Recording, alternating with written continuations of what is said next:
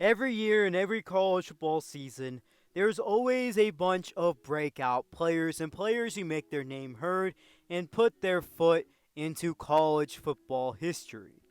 In today's video, I'm going to be talking about 5 players from this current 2023 college football season that have broke out and have had their best years of their college football careers and are arguably some of the best players in their position today. Before I move on, remember to smash that like button and subscribe if you haven't already. Now let's get into it. The first player that I'm going to be talking about in today's video, unfortunately his season is over. He got injured in their 9th game of the season versus Georgia State, and this is none other than James Madison defensive end, Jalen Green. Jalen Green has been with the program for a few years now, and he came off a 22 season in which he had his best year, a good season, 22 tackles, 6 tackles for loss, 2.5 sacks, and even an interception. But this year, he's having an All-American caliber year, and it really stinks that he got injured early, as he was going to have probably an insane last few games of the 23 campaign. He ended this season with 50 total tackles, 21 tackles for loss, 15.5 sacks, an interception, and 2 forced fumbles.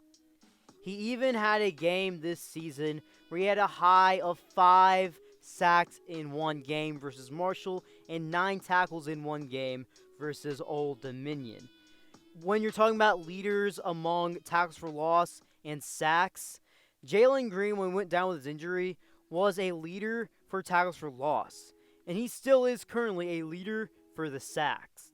Although he may be overtaken in sacks because of his injury, there's no doubt in my mind that you cannot say he wasn't elite this season. Moving on to the next player, I'm going to be talking about North Carolina running back Omarion Hampton.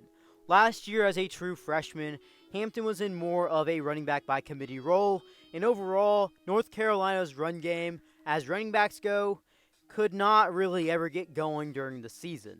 He had a solid year as a committee role in his first year of college football, 401 yards, averaged 4.6 yards a carry, and had 6 touchdowns on the ground. But this year in 2023, he's been the bell cow back for North Carolina, and he has not looked back. He's one of the leading rushers in the nation, not only on the ground, but also for rushing touchdowns as well. As in 10 games played for the North Carolina Tar Heels, he has 206 rushing attempts for a total of 1,236 yards, averaging 6 yards a carry, and 13 total touchdowns on the ground. He's also been used in the past game this season for North Carolina, as he has a total of 24 receptions for 204 receiving yards and 1 receiving touchdown. And he's really been on a tear as of late, as in the last 5 games, he has accounted for 100 plus yards in each of those games and has a total of 6 touchdowns in said 5-game span. Depending on how the last couple weeks go for North Carolina and Hampton, he has a good chance to be the leading rusher in the NCAA. Staying in the ACC for this next player, I'm going to be talking about Virginia wide receiver Malik Washington. Now, it's worth noting that Malik Washington, before he transferred to Virginia for this season, was a solid player for Northwestern and had a couple of good seasons back-to-back years in 2021 and 2022. As in his 4 years at Northwestern, Washington had 120 receptions for 1,348 yards through the air, averaging 11 receptions, and had a total of 3 receiving touchdowns. Bringing it back to this current season, Malik Washington is having the biggest year of his college football career as a Cavalier. 10 games played for Virginia, he has been their best offensive player all year. 88 receptions this season, 1,199 yards to the air, averaging 13.6 yards a reception, and has 7 total touchdowns through the air. If you want to compare him to some other receivers in college football right now, he is currently number 2 in receiving yards, just behind Malik Neighbors by just a few hundred yards. On to the next player. I'm going to be talking about the quarterback for a top 25 team ranked in the AP poll that currently sits at 10-0 and undefeated in conference play. Quarterback for Liberty, Caden Salter. Salter is having his first year where he's been a true starting quarterback the entire season, and he's really had a breakout year. Last year, as a redshirt freshman with Liberty, he had a solid year. He had some miscues here and there, but ultimately was a solid player for the most part.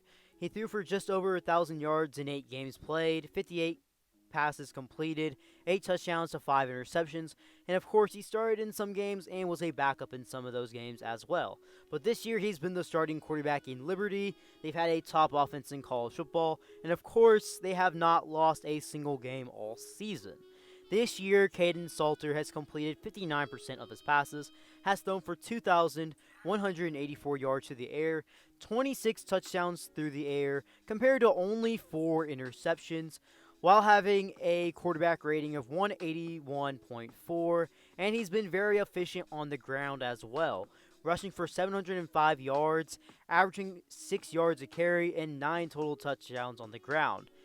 All in all, he has a total amount of 35 touchdowns in just 10 games played, all season in total.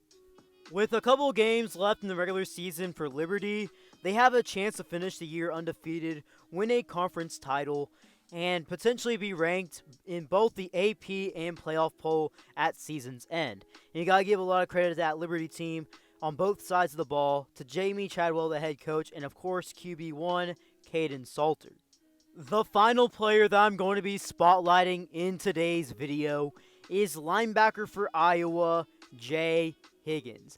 Everybody knows that Iowa has one of the best defenses in all the nation. As for points allowed per game, they rank 3rd out of 133 total FBS Division I teams, only giving up 12.3 points a game. They do truly have an elite defense. It's just very unfortunate that they have little to no offense on the other side of the ball. But that's not what today's video is about. Right now, I'm going to be talking about linebacker Jay Higgins. Jay Higgins is having his first year where he's had a very huge role for this defense. He had a role last season, but was more of a reserve guy.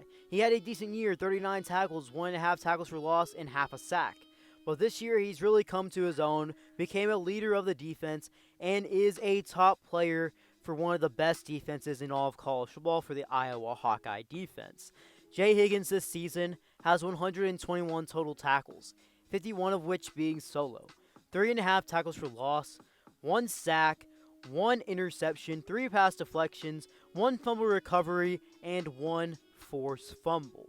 He is truly one of the best players in the nation on the defensive side of the ball, and one of the best players in all the Big Ten. There's a reason why he is a finalist for the Bednarik and the Butniks Awards.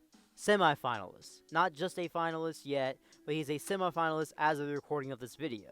He's going to have a chance to be a finalist, but those have not come out just quite yet. Well guys, if you made this far in today's video, drop something down in the comment section below. What players do you think I missed out on? Obviously, I can't cover everyone that's having a breakout season in college football right now, but I did cover 5 today. So drop something down in the comment section below. Who do you think that I missed? And make sure to mention them. Before you head out, remember to smash that like button, turn on those post notifications, and subscribe if you haven't already. Be Kelly out.